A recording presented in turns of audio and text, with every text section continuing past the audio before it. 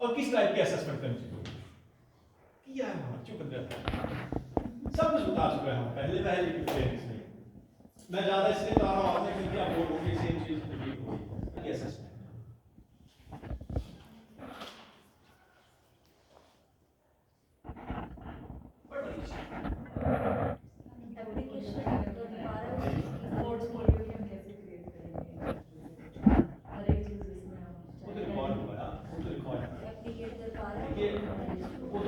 Effect है, cause क्या है।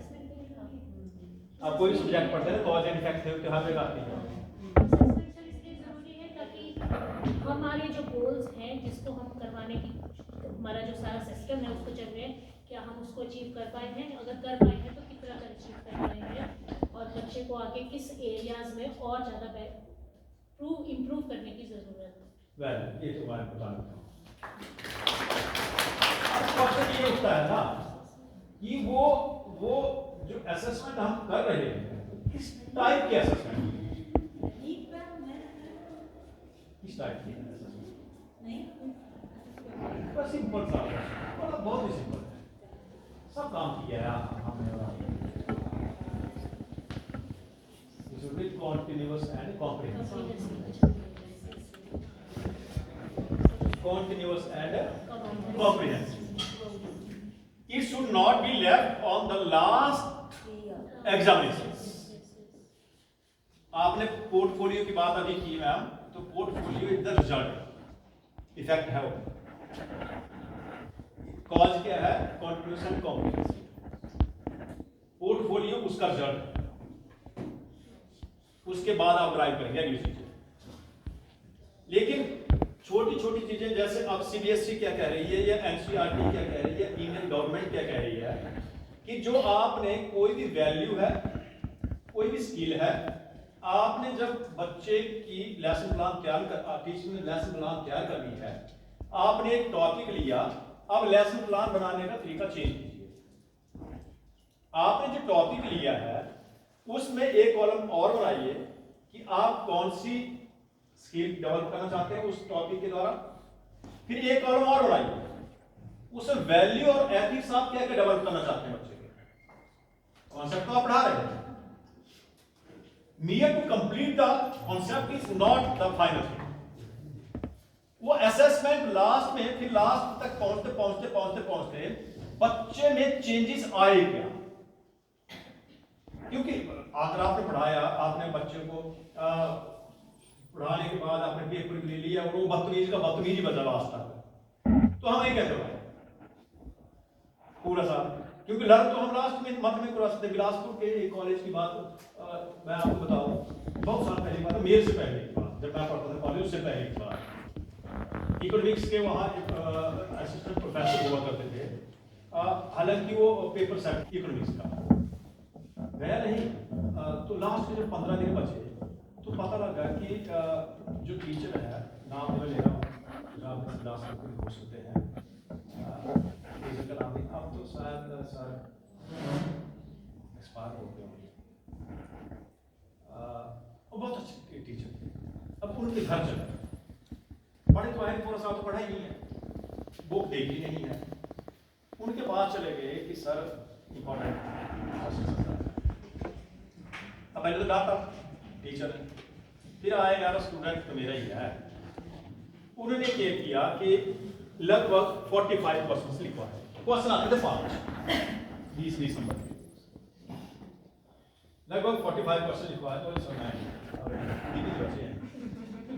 बाकी जो पेपर है, तो टीचर चलते चलते 40 पे आया, मतलब जद्दोजहद करके करके वो 12% पे कहानी रुकी, एक इससे नीचे नहीं आ सकता, क्वेश्चन 5 आ गए, करने 5 वो गया घर, उसने 5 क्वेश्चन रखे,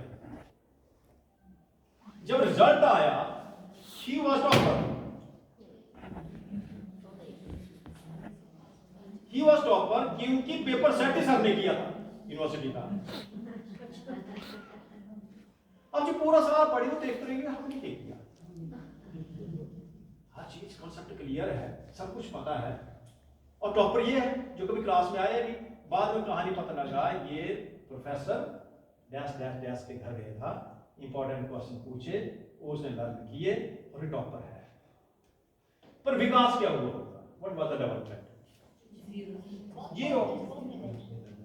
If the changes are not coming after 1 year, it means we have created a machine to gain the marks. We have not made any student proper human being.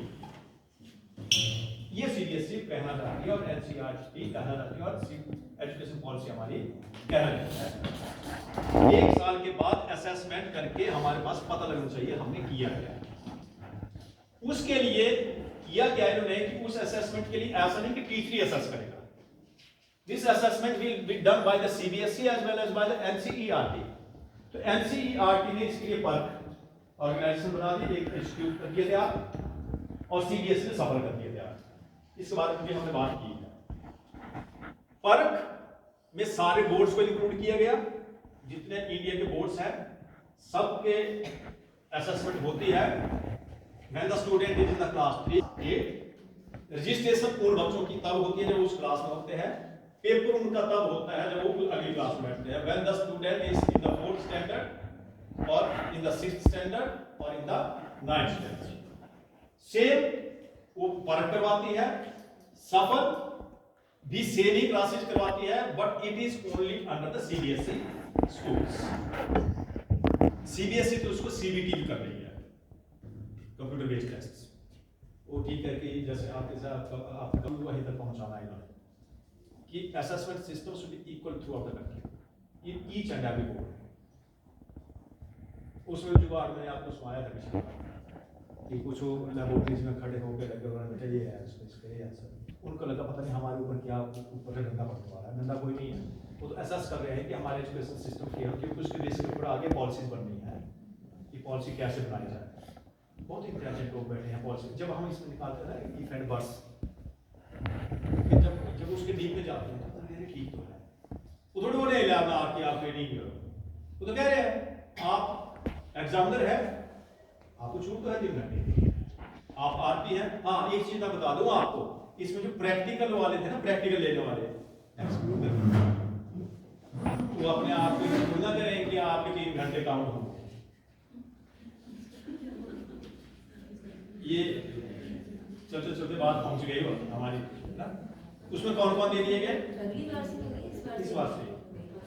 कौन कौन है? एक जो इवैल्यूएशन के लिए जाता है, वो चाहे हेड एग्जामिनर है चाहे उसके नीचे वाले काम करने वाले हैं, इवैल्यूएशन